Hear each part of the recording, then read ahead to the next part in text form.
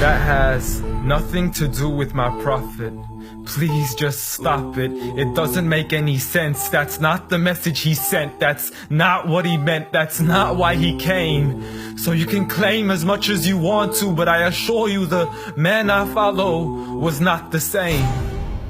See, I know a man who forbade the cutting down of a plant, who even spoke against those who had burnt an ant. So why is it that I simply can't understand how we claim to follow the same man?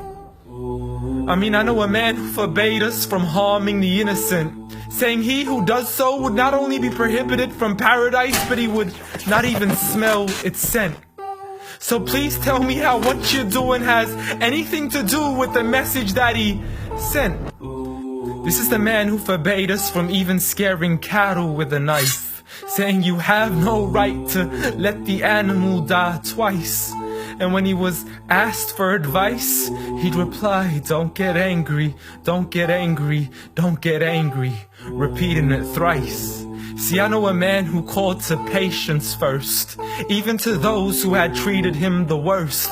And when he was asked to invoke Allah's wrath, he said, I was not sent to curse, but rather as a mercy to the earth. Matter of fact, the entire universe, meaning everything that was made. See, this is a man whom the clouds would rush to shade, a man to whom the trees would sway and the birds would flock to seek his aid. For they knew he was a man of justice, a man who would never betray, a man who could be trusted even by those who had wanted him slain. See, Anas bin Malik served him for 10 years and not once had he heard him complain.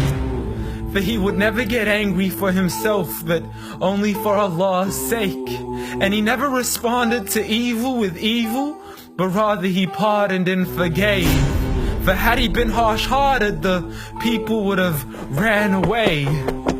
So what is it that we still don't understand when we claim to follow Islam, yet we fail to follow this man? I mean, I know a man who was so caring and compassionate, who said that there is a reward in serving all things that are animate. In other words, everything that breathes, whether it be the animals, the trees, and every single human being.